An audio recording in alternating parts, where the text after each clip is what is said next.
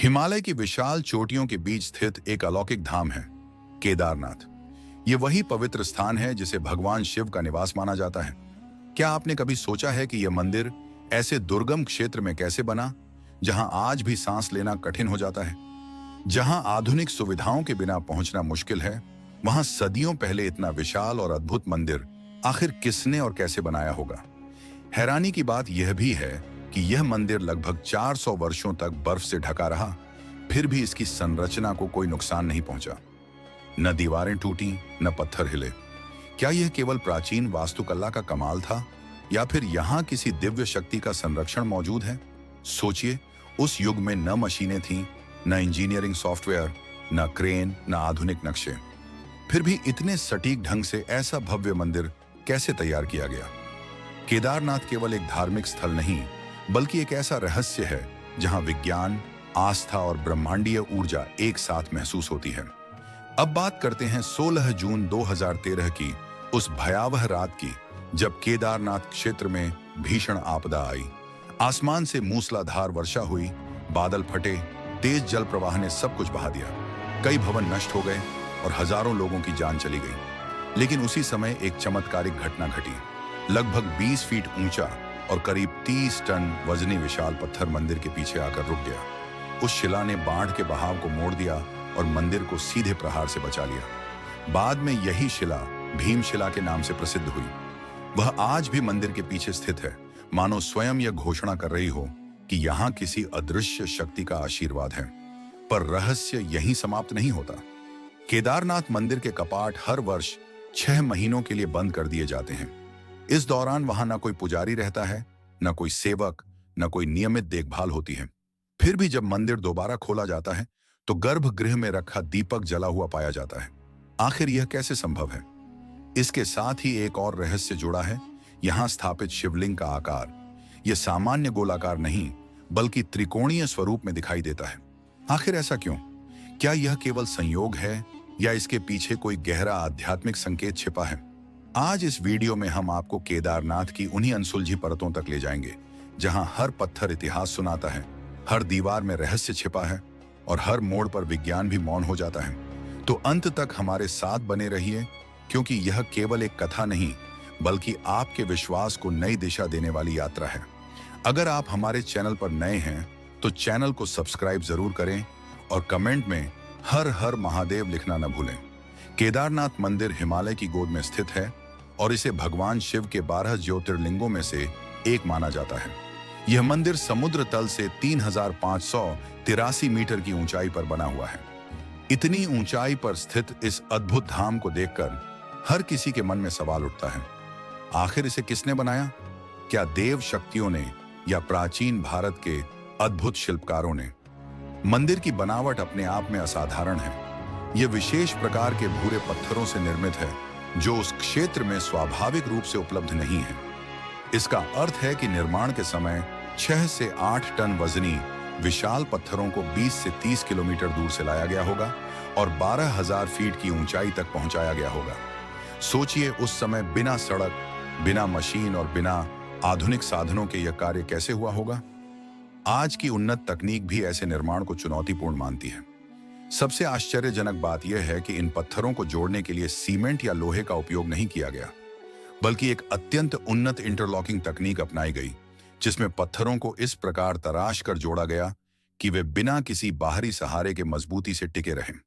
इसी तकनीक का प्रभाव 2013 की विनाशकारी बाढ़ में भी देखने को मिला, जहां आसपास के मकान, सड़कें, पेड़ पौधे और कई निर्माण बह गए, वहीं केदारनाथ मंदिर अटल खड़ा रहा।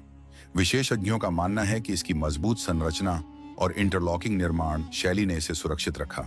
यह मंदिर इतनी मजबूती से बना है कि भारी वर्षा, अत्यधिक बर्फबारी और भूकंप जैसी प्राकृतिक आपदाओं को भी सहन कर सकता है। अब यदि केदारनाथ मंदिर की प्राचीनता की बात करें तो यह विषय अपने आप में बेहद रोचक है। भारतीय पुरातत्व सर्वेक्षण यानी SI द्वारा किए गए अध्ययन और कार्बन डेटिंग जैसी वैज्ञानिक विधियों के आधार पर इस मंदिर की आयु लगभग 1200 से 1500 वर्ष मानी जाती है। लेकिन सनातन परंपराओं और धार्मिक मान्यताओं के अनुसार केदारनाथ धाम का इतिहास इससे कहीं अधिक प्राचीन है। मान्यता है कि यह पवित्र मंदिर लगभग 5000 वर्ष पुराना है और इसका निर्माण स्वयं पांडवों ने कराया था। आखिर ऐसा क्यों कहा जाता है? आइए इसे विस्तार से समझते हैं। महाभारत का युद्ध समाप्त हो चुका था।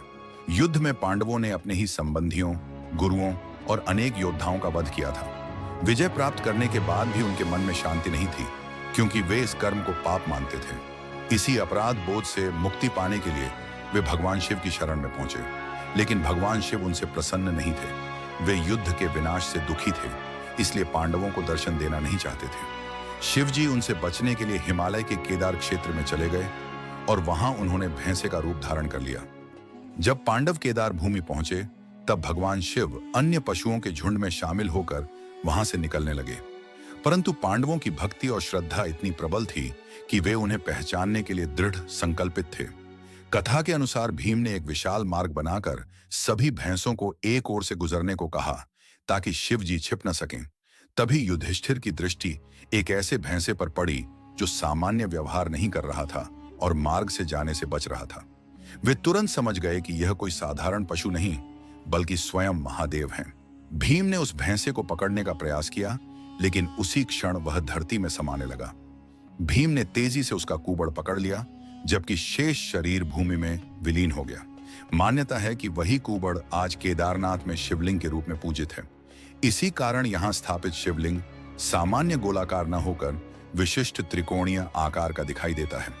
यही वजह है कि केदारनाथ को अत्यंत पवित्र धामों में गिना जाता है और यह 4 धाम यात्रा का भी प्रमुख केंद्र है।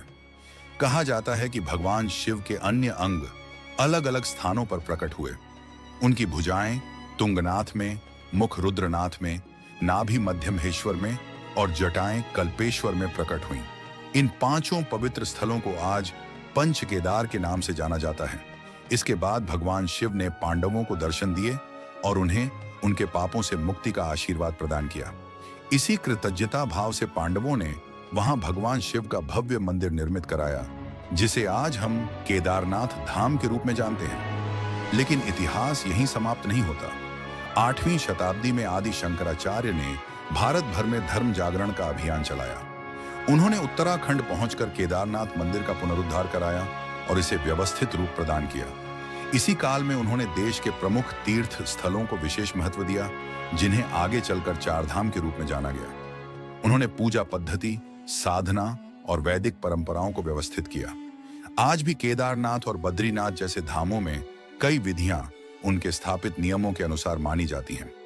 मान्यता है कि आदि शंकराचार्य ने अपने जीवन के अंतिम क्षण केदारनाथ में बिताए थे। उनकी समाधि आज भी मंदिर के पीछे स्थित है, जिसे श्रद्धा से देखा जाता है। अब यदि केदारनाथ यात्रा की बात करें, तो यह केवल एक धार्मिक यात्रा नहीं, बल्कि विश्वास, साहस और प्रकृति से जुड़ने का अद्भुत अनुभव है। केदारनाथ पहुंचने के लिए निकटतम रेलवे स्टेशन ऋषिकेश माना जाता है, जो मंदिर से लगभग 200 किलोमीटर दूर है। यहां से यात्री सड़क मार्ग द्वारा सोनप्रयाग पहुंचते हैं, जिसमें लगभग 10 घंटे का समय लग सकता है। सोनप्रयाग से आगे निजी वाहनों की अनुमति नहीं होती, इसलिए यात्रियों को सरकारी वाहनों या साझा जीपों से गौरीकुंड तक जाना पड़ता है। इसके बाद शुरू होती है लगभग 16 किलोमीटर की कठिन चढ़ाई वाली पैदल यात्रा। मंदाकिनी नदी के किनारे बर्फ से ढके पर्वतों और अद्भुत प्राकृतिक दृश्यों के बीच यह यात्रा हर श्रद्धालु के लिए जीवन भर याद रहने वाला अनुभव बन जाती है। केदारनाथ मंदिर अपनी दिव्यता और अद्भुत निर्माण शैली के कारण पूरी दुनिया का ध्यान आकर्षित करता है। Wadia institute of Himalayan geology के अनुसार यह मंदिर लगभग 400 वर्षों तक बर्फ में दबा रहा, फिर भी इसकी संरचना सुरक्षित बनी रही। इतना ही नहीं, वर्ष 2013 की विनाशकारी बाढ़ में भी मंदिर अडिग खड़ा रहा। माना जाता है कि भीमशिला ने तेज जलधारा को 2 भागों में विभाजित कर मंदिर को सुरक्षित रखने में बड़ी भूमिका निभाई। तो अब तक हमने केदारनाथ धाम के निर्माण, इसकी पौराणिक कथा और इसके ऐतिहासिक महत्व को जाना। अब मैं आपको इस पवित्र यात्रा के उस चरण में लेकर चलता हूं, जहां हर कदम श्रद्धा के साथ साहस की भी परीक्षा लेता है। यहां से यह कथा और भी रोमांचक होने वाली है, इसीलिए वीडियो को लाइक जरूर करें। गौरीकुंड वह पावन स्थल है जहां मान्यता के अनुसार माता पार्वती ने भगवान शिव को पति रूप में पाने के लिए कठोर तपस्या की थी। यही स्थान केदारनाथ यात्रा का मुख्य प्रारंभ बिंदु माना जाता है। यहीं से आरंभ होती है लगभग 16 किलोमीटर की कठिन चढ़ाई, जो हर यात्री के धैर्य, संकल्प और भक्ति की असली परीक्षा लेती है। यह मार्ग आसान नहीं है। कहीं संकरे रास्ते हैं, कहीं ऊंची चढ़ाई, कहीं पत्थरों से भरा पथ, तो कहीं मौसम अचानक बदल जाता है। श्रद्धालु धीरे धीरे कदम बढ़ाते हैं, थकान महसूस होती है, सांसें तेज चलती हैं, लेकिन महादेव के दर्शन की चाह हर कठिनाई को छोटा बना देती है। जैसे ही कोई यात्री केदारनाथ धाम के प्रांगण में प्रवेश करता है, उसकी सारी थकावट पल भर में गायब हो जाती है। सामने बर्फ से ढकी हिमालय की ऊंची चोटियां, पास बहती मंदाकिनी नदी की मधुर ध्वनि और बीच में स्थित दिव्य मंदिर, यह दृश्य मन को गहरी शांति से भर देता है। मंदिर के मुख्य द्वार पर पहुंचते ही आपको हजारों श्रद्धालु दिखाई देंगे, जो पूरी श्रद्धा से हर हर महादेव का जय घोष कर रहे होते हैं। यदि आप भी शिव भक्त हैं तो कमेंट में हर हर महादेव अवश्य लिखें। विशेष रूप से मई और जून के महीनों में यहाँ श्रद्धालुओं की संख्या हजारों से बढ़कर लाखों तक पहुंच जाती है। जब आप मंदिर के भीतर प्रवेश करते हैं तो पूरा वातावरण अलौकिक प्रतीत होता है। धूप, मंत्र, घंटियों की ध्वनि और भक्ति का कंपन हर दिशा में महसूस होता है। वहीं गर्भगृह में विराजमान है त्रिकोणाकार पवित्र शिवलिंग। मान्यता है कि यह वही दिव्य स्वरूप है जो भगवान शिव ने पांडवों को दर्शन देते समय प्रकट किया था। प्रातः लगभग 4 बजे, जिसे ब्रह्म मुहूर्त कहा जाता है, उसी समय विशेष अभिषेक और पूजा आरंभ होती है। यह समय अत्यंत पवित्र माना जाता है। शाम लगभग 7 बजे भगवान केदारनाथ की भव्य आरती होती है, जिसमें असंख्य श्रद्धालु शामिल होकर भक्ति में लीन हो जाते हैं। अब तक हमने यात्रा और दर्शन की बात की, लेकिन इस मंदिर से जुड़े कई ऐसे रहस्य भी हैं जिनका उत्तर आज तक विज्ञान पूरी तरह नहीं दे पाया। इतिहासकारों और शोधकर्ताओं के अनुसार 300 से 10,800 ईस्वी पूर्व के बीच पृथ्वी पर हिमयुग यानी आइस एज जैसी स्थितियां रहीं, जब विशाल क्षेत्रों पर बर्फ फैली हुई थी। ग्लेशियर केवल बर्फ नहीं होते, उनमें भारी चट्टानें, मिट्टी और कठोर पत्थर भी शामिल रहते हैं, जो सामान्य निर्माण को नष्ट कर सकते हैं। फिर भी माना जाता है कि केदारनाथ मंदिर सदियों तक बर्फ की परतों और कठोर मौसम के बीच सुरक्षित रहा। अनाश्चर्य की बात यह है कि इसकी संरचना को गंभीर क्षति नहीं पहुंची। वैज्ञानिकों का मानना है कि मंदिर के निर्माण में अपनाई गई प्राचीन इंटरलॉकिंग तकनीक इसकी मजबूती का बड़ा कारण है। पत्थरों को इस प्रकार जोड़ा गया कि वे अत्यधिक दबाव भी सहन कर सकें। केदारनाथ धाम वर्ष में केवल 6 महीनों के लिए खुलता है। आमतौर पर अक्षय तृतीया के समय कपाट खुलते हैं और भैया दूज के बाद बंद कर दिए जाते हैं। शेष 6 महीने यहाँ भारी हिमपात और अत्यधिक ठंड के कारण मानव रहना कठिन हो जाता है। धार्मिक मान्यता है कि जब मंदिर बंद रहता है, तब यक्ष, गंधर्व और देव शक्तियां स्वयं भगवान शिव की पूजा करती हैं। कहा जाता है कि जब कपाट दोबारा खोले जाते हैं तो गर्भगृह में रखे फूल, बेलपत्र और पूजा सामग्री व्यवस्थित अवस्था में मिलती है, मानो हाल ही में पूजा हुई हो। लेकिन सबसे अधिक चर्चा जिस रहस्य की होती है वह है अखंड ज्योति। मंदिर बंद होने से पहले एक दीप प्रज्वलित किया जाता है और मान्यता है कि कपाट खुलने तक उसकी लौ जीवित रहती है। सोचिए, बाहर शून्य से कई डिग्री नीचे तापमान, चारों ओर मोटी बर्फ, बंद मंदिर और हवा का लगभग कोई संचार नहीं। फिर भी दीपक का जलते रहना लोगों को आश्चर्यचकित करता है। विज्ञान इसके पीछे कई संभावित कारण खोजने की कोशिश करता है, जबकि भक्त इसे भगवान शिव की कृपा और दिव्य शक्ति मानते हैं। अब सुनिए एक ऐसी कथा जो आपको सोचने पर मजबूर कर देगी कि केदारनाथ केवल मंदिर नहीं, एक जीवंत चमत्कार है। कई सदियों पहले एक शिव भक्त दूर स्थान से पैदल चलकर भगवान के दर्शन के लिए निकला। उस समय न सड़कें थीं, न वाहन, न आधुनिक साधन। उसने कठिन पहाड़ों को पार किया, नदियां लांघी और कई सप्ताह की यात्रा के बाद मंदिर पहुंचा। लेकिन जब वह वहां पहुंचा तब बहुत देर हो चुकी थी। पुजारी मंदिर के कपाट बंद करने ही वाले थे। उस भक्त ने हाथ जोड़कर विनती की, मुझे केवल एक बार महादेव के दर्शन करने दीजिए। पर समय पूरा हो चुका था, इसलिए पुजारी ने नियमों का हवाला देकर मना कर दिया। निराश होकर वह भक्त मंदिर के बाहर ही बैठ गया। रात गहराती जा रही थी, चारों ओर कड़ाके की ठंड थी, बर्फीली हवाएं चल रही थीं और भूख से वह भक्त कांप रहा था। उसके पास न भोजन था, न आसरा, न कोई सहारा। तभी अचानक अंधेरे में एक रहस्यमयी साधु प्रकट हुआ। उसके हाथ में त्रिशूल था, कंधे पर डमरू लटका था और स्वरूप अत्यंत तेजस्वी था। वह अघोरी समान दिखाई देता था। उसने बिना कुछ कहे भक्त को भोजन दिया, पास ही अग्नि प्रज्वलित की और उसे ठंड से बचाया। पूरी रात वह साधु वहीं बैठा रहा। जब सुबह हुई, भक्त की आंख खुली तो उसने देखा कि वह साधु कहीं दिखाई नहीं दे रहा। इतना ही नहीं, मंदिर के कपाट भी खुले हुए थे। वह आश्चर्यचकित होकर तुरंत पुजारी के पास पहुंचा और बोला, महाराज, यह कैसे संभव है? कल रात तो मंदिर बंद था। पुजारी ने शांत स्वर में उत्तर दिया, आज 6 महीनों बाद कपाट दोबारा खोले जा रहे हैं। यह सुनते ही भक्त स्तब्ध रह गया। उसे समझ नहीं आया कि एक रात कैसे 6 महीने में बदल गई। उसने पुजारी को रात की पूरी घटना सुनाई, कैसे एक अघोरी रूपी साधु आया, भोजन कराया, अग्नि जलाई और उसकी रक्षा की। पुजारी सब समझ गया। उसकी आंखें नम हो गईं। उसने कहा, वत्स, स्वयं महादेव ने अपने भक्त की सहायता की है। ऐसी अनेक कथाएं केदारनाथ धाम को केवल मंदिर नहीं बल्कि जीवन चमत्कार बनाती हैं। अब बात करते हैं यहाँ के पुजारियों की। केदारनाथ मंदिर के मुख्य पुजारी को रावल कहा जाता है। यह परंपरा कर्नाटक के उडुपी क्षेत्र से जुड़े वीर शैव ब्राह्मण समुदाय से आती है। पीढ़ी दर पीढ़ी यही परिवार भगवान केदारनाथ की सेवा करता आया है। रावल के साथ अन्य सहायक पुजारी भी होते हैं जो दैनिक पूजा, अभिषेक और विशेष अनुष्ठानों में सहयोग करते हैं। यहाँ पूजा की भी विशेष परंपरा है। प्रातः ब्रह्म मुहूर्त में शिवलिंग का पवित्र जल से स्नान कराया जाता है। इसके बाद घी का लेप किया जाता है और वैदिक मंत्रों के साथ आरती होती है। संध्या समय शिवलिंग का विशेष श्रृंगार किया जाता है, जिसे देखने के लिए दूर दूर से श्रद्धालु आते हैं। क्या आप जानते हैं कि केदारनाथ धाम का संबंध दक्षिण भारत के रामेश्वरम मंदिर से भी जोड़ा जाता है? ये दोनों तीर्थ लगभग 2800 किलोमीटर की दूरी पर स्थित हैं। फिर भी माना जाता है कि ये लगभग 79 डिग्री देशांतर रेखा के आसपास एक अद्भुत ज्यामितीय क्रम में आते हैं।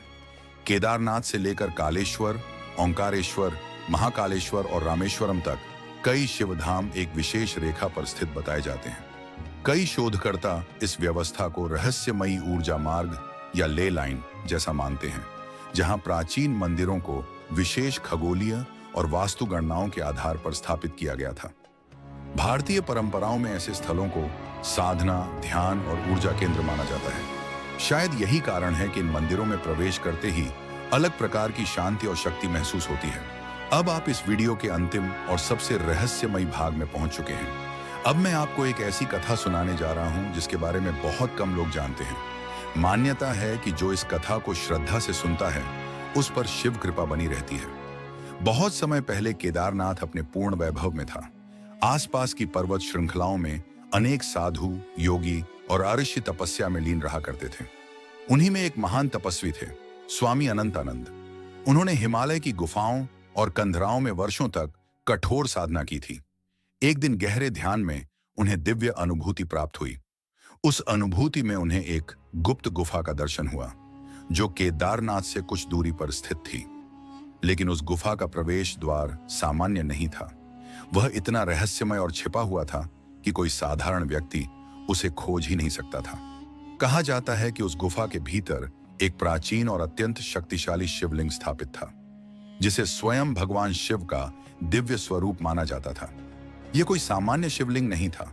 उसमें ऐसी आध्यात्मिक ऊर्जा थी जो सच्चे भक्त की मनोकामना पूर्ण कर सकती थी। लेकिन उस गुफा में प्रवेश की एक शर्त थी। वहां केवल वही पहुंच सकता था जिसका मन पूर्णतः निर्मल हो और जिसकी भक्ति अटूट हो। यह रहस्य बहुत कम लोगों को ज्ञात था। स्वामी अनंतानंद ने यह बात केवल अपने प्रिय शिष्य हरीश को बताई थी। हरीश एक युवा साधक था जो अपने गुरु को ईश्वर समान मानता था। जब उसने इस गुप्त गुफा की कथा सुनी तो उसके मन में उसे खोजने की तीव्र इच्छा जाग उठी। गुरु ने उसे चेताया, हरीश, यह मार्ग सरल नहीं है। वहां पहुंचने से पहले अनेक परीक्षाएं होंगी। बुद्धि, धैर्य और सच्ची भक्ति तीनों की आवश्यकता पड़ेगी। हरीश ने प्रणाम किया और संकल्प लेकर केदारनाथ की दिशा में प्रस्थान कर दिया। जैसे जैसे वह आगे बढ़ा, कठिनाइयां भी बढ़ती गईं। ऊंचे पहाड़, जमा देने वाली ठंड, फिसलन भरे रास्ते और जंगली जानवर, हर कदम पर चुनौती थी। लेकिन उसके भीतर शिव नाम की शक्ति थी। कई दिनों की कठिन यात्रा के बाद वह आखिरकार केदारनाथ पहुंच गया। केदारनाथ धाम पहुंचने के बाद हरीश ने सबसे पहले अपने गुरु स्वामी अनंतानंद के शब्दों को याद किया। उसे विश्वास था कि यदि मन अडिग रहा तो गुप्त गुफा का मार्ग अवश्य मिलेगा। वह मंदिर के पीछे के क्षेत्र में ध्यानपूर्वक खोज करने लगा। तभी उसकी नजर एक विशाल चट्टान पर पड़ी जो आसपास के पत्थरों से बिल्कुल अलग दिखाई दे रही थी। उसका आकार, रंग और स्थिति कुछ रहस्यमय लग रही थी। गुरु ने उसे पहले ही एक विशेष मंत्र बताया था जिसे केवल सही समय पर बोलना था। हरीश ने आंखें बंद की, गहरी सांस ली और पूरे श्रद्धा भाव से मंत्र का जाप आरंभ किया। एयूएम नमः शिवाय त्र्यंबकम यजामहे। जैसे ही मंत्र की ध्वनि पर्वतों में गूंजी, वह विशाल शिला धीरे धीरे खिसकने लगी। उसके पीछे एक संकरा मार्ग प्रकट हुआ जो किसी गुप्त गुफा का प्रवेश द्वार प्रतीत हो रहा था। हरीश ने साहस जुटाया और भीतर प्रवेश कर गया। अंदर घना अंधकार था, केवल दूर कहीं हल्की टिमटिमाती रोशनी दिखाई दे रही थी। वही रोशनी उसका मार्गदर्शन कर रही थी। ठंडी हवाएं गुफा के भीतर अजीब स्वर पैदा कर रही थी। चारों ओर गहरा सन्नाटा था जिससे वातावरण और रहस्यमयी लगने लगा। एक पल को हरीश के मन में भय आया, पर उसने कदम नहीं रोके। कुछ दूर चलने के बाद संकरा रास्ता समाप्त हुआ और वह एक विशाल कक्ष में पहुंच गया। वहां सामने 3 अलग अलग द्वार बने हुए थे। हर द्वार पर एक पहेली लिखी हुई थी। दीवार पर अंकित शब्दों में चेतावनी थी, जो सही उत्तर देगा वही आगे बढ़ पाएगा, जो असफल होगा वह हमेशा के लिए यहीं भटक जाएगा। पहेलियां इस प्रकार थीं। मैं कभी नहीं सोता, फिर भी स्वप्न दिखाता हूँ। मैं हर स्थान पर हूँ, फिर भी कहीं दिखाई नहीं देता। मैं सबको स्पर्श करता हूँ, पर कोई मुझे छू नहीं सकता। हरीश गहरे चिंतन में डूब गया। उसने गुरु की शिक्षाओं को स्मरण किया। अचानक उसे समझ आया कि ये पहेलियां पंच तत्वों पृथ्वी, जल, अग्नि, वायु और आकाश से जुड़ी हैं। तीसरी पहेली का उत्तर स्पष्ट था, वायु। हवा सबको छूती है, पर उसे कोई पकड़ नहीं सकता। उसने तीसरे द्वार की ओर कदम बढ़ाया। जैसे ही वह अंदर गया, पीछे का द्वार तुरंत बंद हो गया। हरीश ने राहत की सांस ली। वह सही मार्ग चुन चुका था। अब वह अगले कक्ष में पहुंचा। वहां एक विशाल दर्पण रखा था, लेकिन यह कोई साधारण दर्पण नहीं था। उसमें चेहरा नहीं, बल्कि व्यक्ति का भय, कमजोरी और संदेह दिखाई देता था। हरीश ने जैसे ही उसमें देखा, उसे अपनी सबसे बड़ी कमजोरी दिखाई दी, अकेलापन। दर्पण में उसकी एक दुखी और टूटी हुई छवि उभर आई, जो अकेलेपन से घिरी हुई थी। यह देखकर वह कुछ क्षण के लिए विचलित हो गया, लेकिन उसने स्वयं को संभाला। आंखें बंद की, भगवान शिव का स्मरण किया और एयूएम नमः शिवाय का जाप शुरू कर दिया।